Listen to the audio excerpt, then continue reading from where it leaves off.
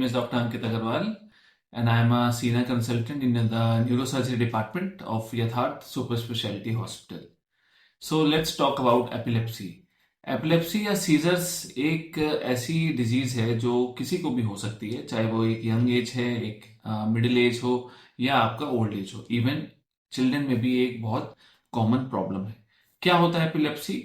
जब आपके दिमाग में एक एबनॉर्मल इलेक्ट्रिकल डिस्चार्ज हो जाए तो उसकी वजह से आपको जो झटके या जो दौरे पड़ते हैं उसको हम सीजर्स या एपिलेप्सी कहते हैं। एक धारणा है हमारे यंग पॉपुलेशन में कि अगर स्पेशली फीमेल्स में कि अगर आपको एपिलेप्सी है या सीजर्स है तो आप शादी नहीं कर सकते, आपके बच्चे नहीं हो सकते इत्यादि।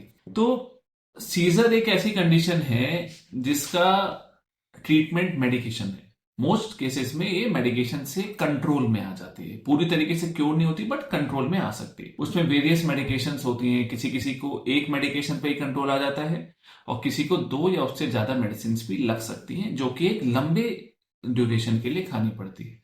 अगर कोई फीमेल है जिसको आपकी एपिलेप्सी या सीजर्स हैं और उसकी कंट्रोल्ड एपिलेप्सी है मेडिकेशन पे, तो ऑफ कोर्स वो मैनेज कर सकती है।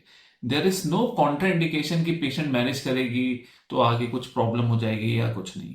ये एक टैबू है या एक सामाजिक प्रॉब्लम है हमारे इंडिया की कि इस चीज को वो खराब समझते हैं।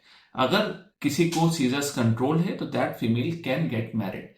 अब रही बात उसकी प्रेगनेंसी की और वो बच्चे कर पाएगी कि नहीं, तो उसका भी एक है। कुछ मेडिकेशंस होती हैं जो आपकी प्रेगनेंसी में सेफ होती हैं। उसमें एक बहुत कॉमन मेडिकेशन है लेविटेरासिटाम, जो सबसे कॉमन एंटी एपिलेप्टिक ड्रग है।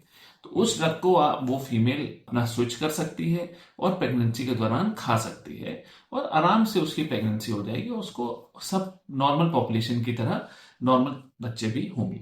अपार्ट फ्रॉम दैट, रही बात ब्रेस्ट फीडिंग की, तो उसमें भी सेम चीज अप्लाई करती है कि जो मेडिकेशन आपकी ब्रेस्ट फीडिंग में सेफ है उनको वो ले सकते हैं। Thank you.